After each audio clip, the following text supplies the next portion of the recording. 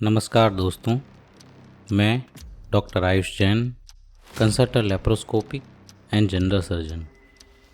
पिछले अंक में हमने देखा हनुमान ने प्रत्युत्तर दिया, महाराजा महाराक्षस से उत्पन्न राक्षस वंश को निर्मूल करने का कार्य तुमने आरंभ कर दिया है। रावण का क्रोध फट पड़ा। इस दुष्ट को यहाँ से ले जाकर इसकी दुर्दशा की जाए, लोहे की साकलों में इसे जकड़कर पूरे नगर में घर घर घुमाया जाए। हनुमान जी ने क्रोध से नागपाश के बंधनों को तोड़ा और अपनी शक्ति से द्वारों को तोड़कर आकाश में जा पहुंचे।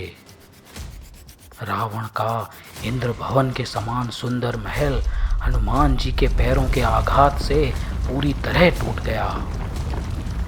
रावण के पूरे महल को तहस नहस करके हनुमान जी आकाश में उड़ चले।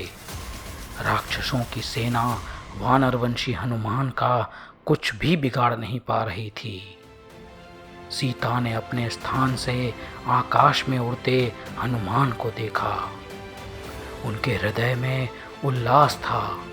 हनुमान अब उनके स्वामी से मिलेंगे और उनका चूड़ामणि और संदेश देंगे। फिर शीघ्र ही राम यहाँ आकर उन्हें ले जाएंगे। हर्षपूर्वक सीता के मुख से यह उद्गार निकले, हे पवन पुत्र, समग्र सृष्टि तुम्हारे लिए सुखदायक हो। तुम समस्त विघ्नों को नष्ट कर चिरकाल तक जीवित रहो, यह मेरे आशीर्वचन हैं। लंका नगरी को ध्वस्त कर एवं रावण को अपने बाहुबल का परिचय देने के पश्चात हनुमान सेना सहित पुनः किष्किंधा नगरी में पधारे। नगरवासियों ने सेना का स्वागत किया। हनुमान ने सेना को योग्य स्थान पर ठहराया। फिर राजा सुग्रीव के पास जाकर लंका में घटित सारी घटनाएं सुनाईं। तत्पश्चात वे श्री राम से मिलने गए। सीता के वियोग में राम प्रतिदिन क्षीण होते जा रहे थे। विरह रूपी अग्नि से वे इस प्रकार आकुलित हो रहे थे मानो जैसे दावानल से हाथी आकुलित होता है। हनुमान ने हाथ जोड़कर श्री राम को समग्र वृतांत सुनाया और सीता का चूड़ामणि उनके हाथ में रख दिया। वह प्रभाविहीन चूड़ामणि राम की हथेली में ऐसा लग रहा था मानो सीता के विरह में अश्रु छोड़ रहा हो। राम सिर्फ इतना ही पूछ पाए, हनुमान, क्या मेरी प्रिया अभी भी जीवित है? हनुमान ने नमन करके कहा, देव, माता सीता जीवित हैं। मैं अन्यथा समाचार नहीं लाया हूँ, किंतु इतना अवश्य कहूँगा कि आपके विरह में वह कांतिहीन हो गई हैं। वह अपनी चिंता छोड़कर निरंतर आपके विषय में ही विचार करती रहती हैं। इसलिए हे देव, आपकी प्राण वल्लभा दुखमय जीवन व्यतीत कर रही है, अतः यथा योग्य प्रयत्न कीजिए। हनुमान के ऐसे वचन सुनकर राम अत्यंत व्यथित हो उठे। उन्हें स्वयं पर क्रोध आने लगा।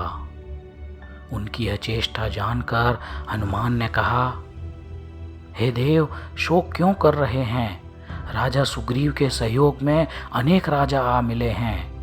हम लोग नौकाओं और भुजाओं से ही शीघ्र समुद्र को तैरकर पार करेंगे और कल ही लंका में चलेंगे।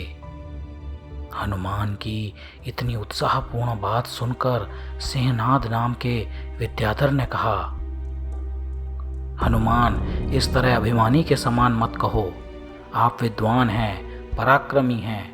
आपने लंका में जो कार्य किया है उसके पश्चात रावण अत्यंत क्रुद्ध होगा। हमें विचार पूर्वक आगे बढ़ना चाहिए। सीता के भाई भामंडल को भी कई बार आमंत्रण भेजा जा चुका है, पर वह अभी तक यहाँ उपस्थित नहीं हुआ है। उसकी बात सुनकर एक अन्य विद्याधर चंद्रमरीचि ने कहा, सिंहनाद, मैं तुम्हारी बात से असहमत हूँ। भयभीत तो रावण को होना चाहिए। अन्याय उसने किया है, मृत्यु उसके आगे नाच रही है। भामंडल नहीं है तो क्या हुआ, उसके अन्यथा अन्य सब उत्तमोत्तम विद्याधर राजा यहाँ सेना सहित पधार चुके हैं। चंद्रमरीचि के इस प्रकार के वचन से सब सहमत हुए। विद्याधरों ने राम की तरफ देखा। प्रथम बार उनके मुख पर सौम्य भाव नहीं था। उनकी भ्रुकुटी तनी हुई थी और क्रोध के भाव उनके मुख पर झलक रहे थे। उनकी लाल आंखों में राक्षसों का जैसे काल दिख रहा था। श्री राम की दृष्टि उनके धनुष पर थी। उनका रूप ऐसा जान पड़ता था मानो प्रलय काल का दैदीप्यमान सूरज ही हो।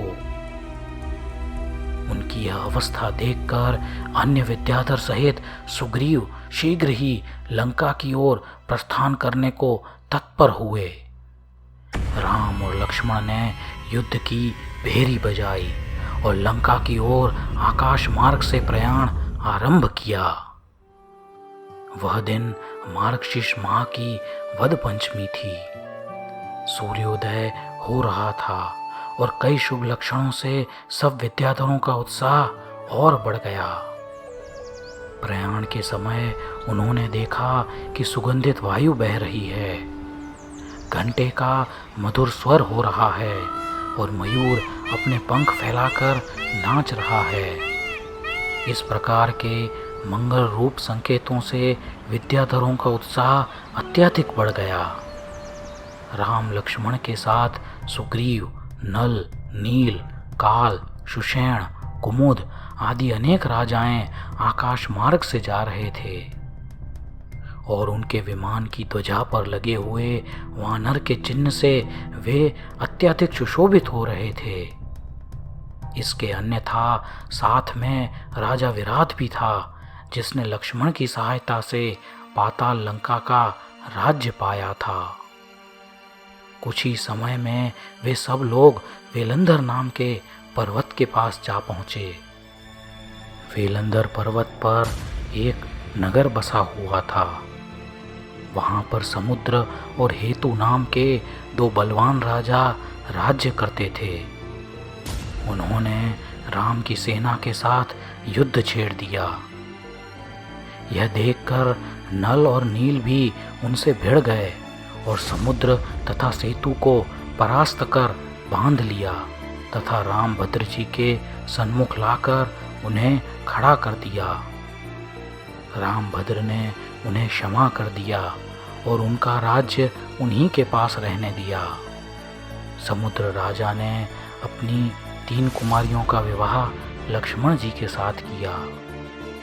रात भर वहीं विश्राम करके दूसरे दिन उन्होंने फिर से लंका प्रयाण आरंभ किया। थोड़ी ही देर में वे सुवेलगिरी के निकट पहुंच गए। वहां उन्हें सुवेल राजा से फिर से युद्ध करना पड़ा। वह भी पराजित हुआ और आज्ञाकारी बन गया। वहां पर फिर से एक रात्रि बिताकर सेना आगे बढ़ी और तीसरे दिन लंका के निकट हंस द्वीप तक सेना पहुंच चुकी थी। लंका के समीप हंस द्वीप पर सब रुके। हंस द्वीप के राजा को जीता गया और सब वहां पर ठहरकर भामंडल की प्रतीक्षा करने लगे, क्योंकि भामंडल की सेना विशेष बड़ी थी। श्री राम, लक्ष्मण और वानर सेना का पुण्य प्रकाशमान था, इसलिए मार्ग में आने वाले प्रत्येक राजा के साथ लड़ाई में वे जीतते जा रहे थे। आइए अब देखते हैं कि लंका में उस समय क्या हो रहा था। सीता हरण के पाप से लंकावासी भावी अनिष्ट की कल्पना कर ही रहे थे। हनुमान के उपद्रव ने भी लंकावासियों को चौंका दिया था और समुद्र पार करके रावण से लड़ने के लिए आए राम, लक्ष्मण और उनके विशाल सैन्य के समाचार ने लंकावासियों को और ज़्यादा भयभीत कर दिया था। लंका नगरी में यह बात फैल चुकी थी कि वानर सेना आ चुकी है। उनके द्वारा बजाई गई युद्ध भेरी का नाद लंका तक सुनाई दे रहा था और उन्हें अपना विनाश काल निकट दिखाई देने लगा।